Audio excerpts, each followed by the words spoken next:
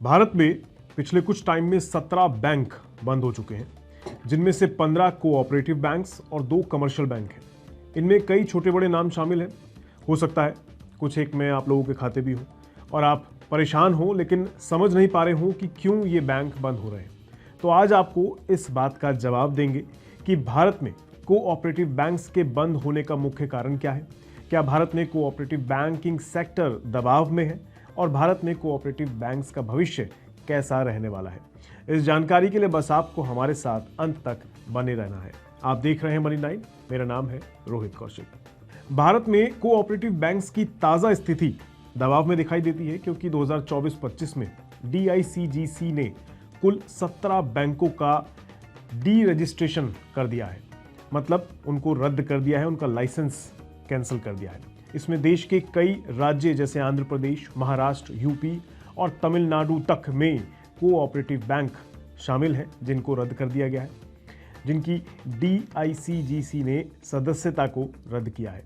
जिसके बाद कुल रजिस्टर्ड बैंकों की संख्या मार्च 2025 तक 1982 रह गई है, जो पिछले साल तक 1997 से कम है, यानी पहले ज़्यादा हुआ करती थी।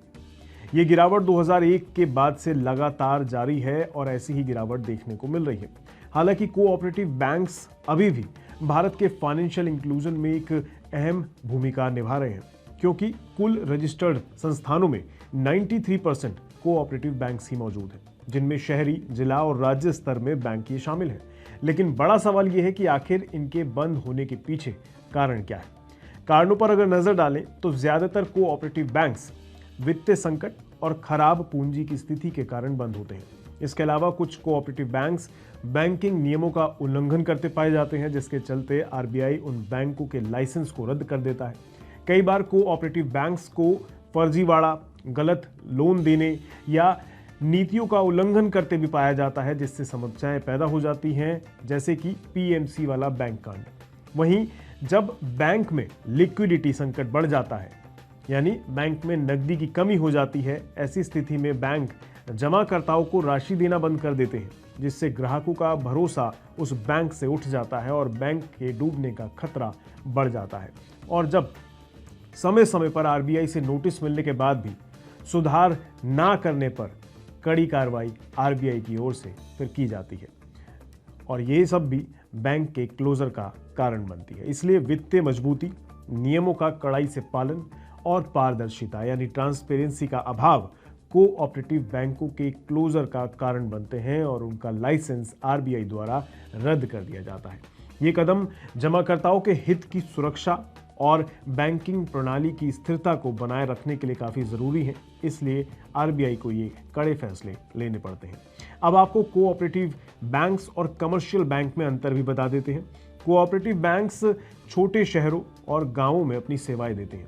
इनमें छोटे ग्राहकों, किसानों, स्थानीय समुदायों को बैंकिंग सेवाएं मिलती हैं।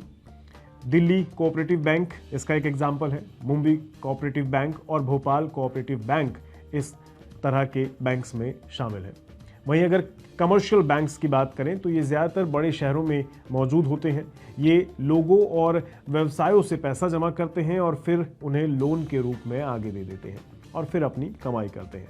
कमर्शियल बैंक्स में आप जानते हैं SBI, PNB, HDFC जैसे बड़े नाम शामिल हैं। खैर, सब चुनौतीपूर्ण पहलुओं के बावजूद भारत में कोऑपरेटिव बैंकों की स्थिति सकारात्मक बनी हुई है। कारण कोऑपरेटिव बैंक फाइनेंशियल इंक्लूजन में एक अहम रोल अदा करते हैं हमारे देश में, खासकर ग्रामीण और Tier 3 सिटीज़ में, जहां पे छोटे कारोबारियों, किसानों और मध्यम वर्ग को बैंकिंग सेवाएं देते हैं। और कमाल की बात यह है कि कोऑपरेटिव बैंक्स देश के बड़े बड़े कमर्शियल बैंक्स पर भी भारी पड़ते हैं। क्यों? क्योंकि कुछ आंकड़े अगर आप देखें तो आपको ये समझ आएगा।